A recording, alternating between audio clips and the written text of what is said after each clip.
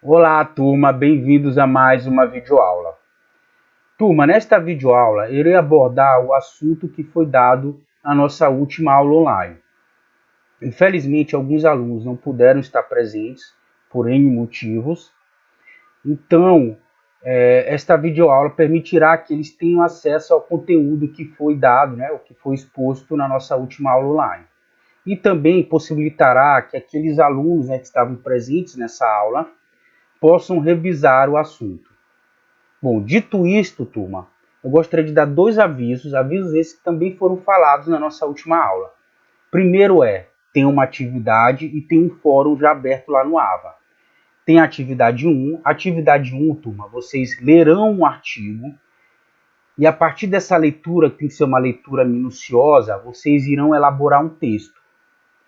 As orientações para ajudá-los na elaboração desse texto estão descritas lá na atividade, lá na plataforma. Mas qualquer dúvida, turma, estou à disposição. Basta entrar em contato.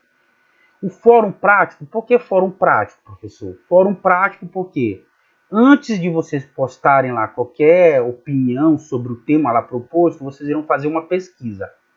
Pode ser em periódicos, sites, livros, artigos. Então, a partir dos dados que serão coletados, que vocês irão coletar, vocês irão lá depois publicar no fórum, exatamente qual a percepção que vocês tiveram, disso, qual a opinião de vocês a partir dessa pesquisa, a partir da pesquisa. Ok, turma? Então, espero que tenha ficado claro o que eu estou pedindo. O outro aviso que eu gostaria de dar, é sobre as notas. Infelizmente, turma, o site está sendo atualizado, Então, provavelmente vocês não terão acesso às notas de vocês agora. Eu estou aguardando o retorno da coordenação e após esse retorno, aí sim vocês poderão acessar as notas. Não se preocupem que aquelas atividades que vocês realizaram, quem realizou as atividades, você já tem os seus pontos já atribuídos à média da avaliação. Certo, turma? Então vamos ao que interessa. Turma, eu acho que eu já até abordei isso em uma aula anterior, que é a diferença entre a ética... Na verdade, eu fiz uma introdução, A diferença entre a ética tradicional e a ética comportamental. Turma, a ética tradicional, ela parte de um pressuposto, ou ela tem como princípio a racionalidade. Como assim, professor? A ética tradicional, que ela surgiu a partir da filosofia, Então, ela tem uma ligação com várias correntes filosóficas. Então, ela tem exatamente como eu disse, como norte, como foco, o fato de que toda e qualquer decisão que nós tomamos, ou toda e qualquer ação, ela, antes disso, ela tem um processo que antecede essa ação, ou antecede essa decisão. É um processo racional, é um processo lento, porque ele exige, exige reflexão e uma determinada ponderação sobre as implicações daquelas ações. Então, existe, na realidade, um consenso entre vários filósofos da ética tradicional, principalmente da ética normativa. Existe esse consenso de que toda e qualquer ação, ela tem um processo que antecede, é um processo baseado na racionalidade. Desde Sócrates até aos filósofos contemporâneos, ou filósofos modernos, como David Hume, como Jeremy Bentham, como outros filósofos, todos eles tinham isso em comum. Todos eles abordavam a ética a partir desse princípio, a partir desse pressuposto. Sócrates, inclusive, ele tem os seus conceitos de felicidade, ou da harmonia, de bem, de justo, injusto, pautado nisso. Que antes a pessoa ela tinha que tomar uma consciência moral desses atos. Então, a consciência moral, turma, parte dessa percepção que nós temos dessas implicações que estão relacionadas às nossas condutas e nossos comportamentos.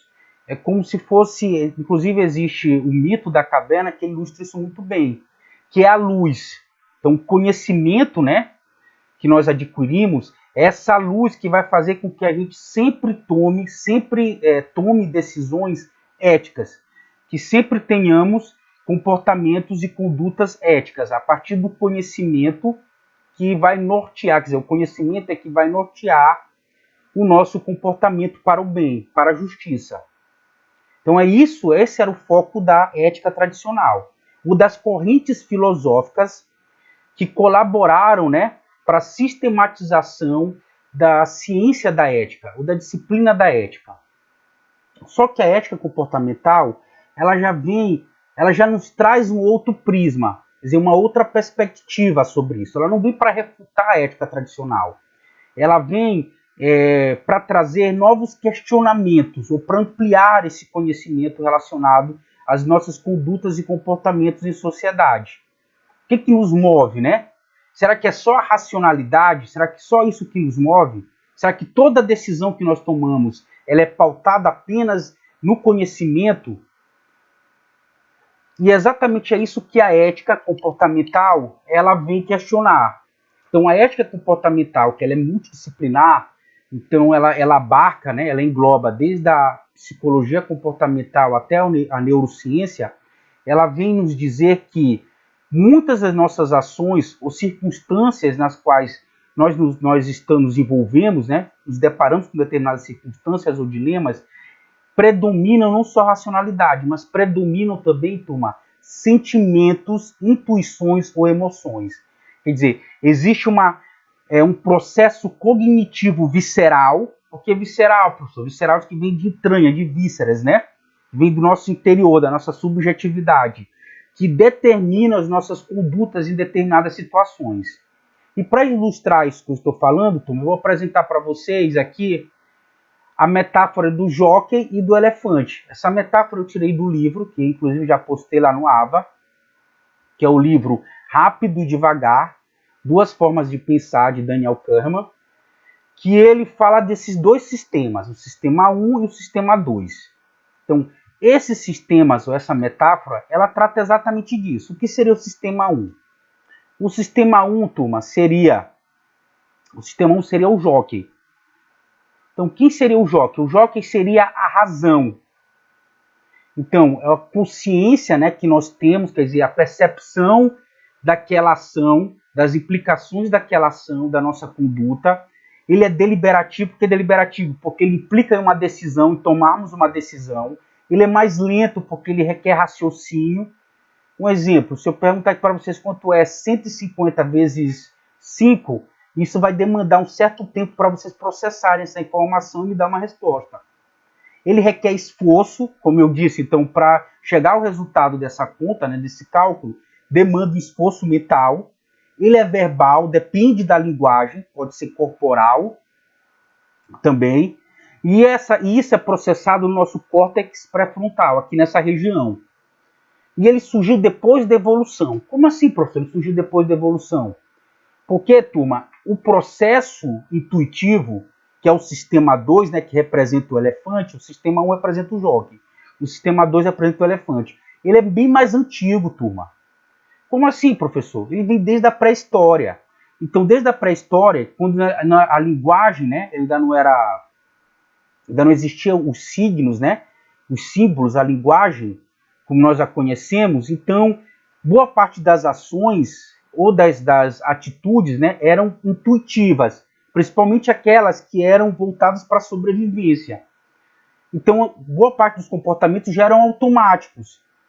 Então, o cara lá da pré-história, então, ele sabia exatamente o que ele deveria fazer diante de determinadas situações, porque aquilo já estava internalizado nele. Fazia parte de um padrão cognitivo, mas o padrão cognitivo baseado o quê? Nos seus sentimentos, na sua intuição voltado para a sobrevivência. Então, boa parte das ações já eram praticamente conscientes, eram automáticas, e incluía as emoções, praticamente instantâneo, como eu disse. O julgamento era rápido, o cara não pensava, não refletia.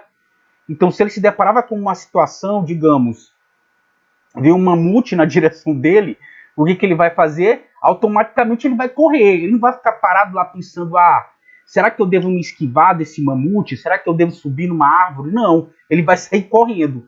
Independia da linguagem, como eu falei. Esse processo se encontra no nosso sistema límbico, né? Que é o primeiro da nossa evolução. Então, Daniel Kahneman fala desses dois processos. Professor, então, como trabalhar isso no âmbito das empresas? Bom, turma, já existem os processos formais dentro da empresa que são baseados na razão. O que são esses processos formais? Os códigos de ética, os sistemas de controle desses códigos de ética, indicadores, né, que são formulados para avaliar, né, para monitorar se esse código de ética ele está sendo efetivo. Então já existem os processos formais. Só que muitas empresas não levam em consideração esses processos intuitivos, viscerais, subjetivos. Professor, então como é que se trata trabalhar isso dentro de uma empresa? Como o gestor pode trabalhar isso? Então, ele pode trabalhar isso de várias formas. Através dos canais, dando os feedbacks necessários, conhecendo exatamente como as pessoas se comportam, né, subjetivamente em grupo ou individualmente, através dos programas de capacitação para tentar moldar os hábitos e comportamento dessas pessoas. Então existem várias formas que são essas formas nós veremos isso de forma mais detalhada no decorrer das nossas aulas. Mas o que propõe então a ética comportamental? Que esses dois sistemas, o sistema 1 racional e o sistema 2 intuitivo, sejam trabalhados de forma conjunta. Então espero que tenha ficado claro, turma. Na próxima videoaula, eu irei, como eu disse, esmiuçar, detalhar, né, esses conceitos. E qualquer dúvida eu estou à disposição. Obrigado, turma. Até a próxima videoaula.